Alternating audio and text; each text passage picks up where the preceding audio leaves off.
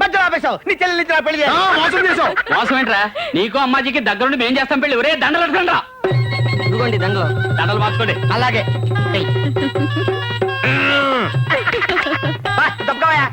బావా, మమ్మల్ని ఆశీర్వదించు బావా. మిమ్మల్ని కాకపోతే ఇంకెవరిని ఆశీర్వదిస్తాను? రా అమ్మాజీ.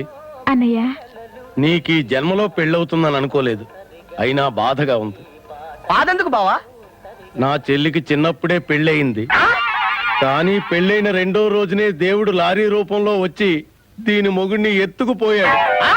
అరగంట క్రితం వరకు నా చెల్లి విడో. విడో? మామూలు విడో కాదు బావా, యంగ్ విడో. మొగుడు పోయిన 3వ రోజునే 4 దుర్మార్గులు దీన్ని తీసుకుపోయి మానభంగం చేసేశారు.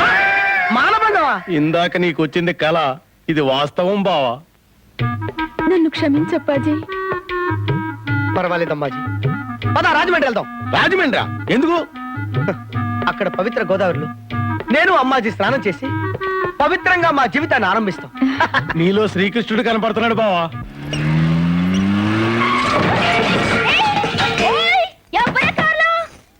అరే నువ్వా? పోయి రాజా ఇల్లెక్కడా? ఎందుకంట? మాట్లాడాలి. దేనికంట?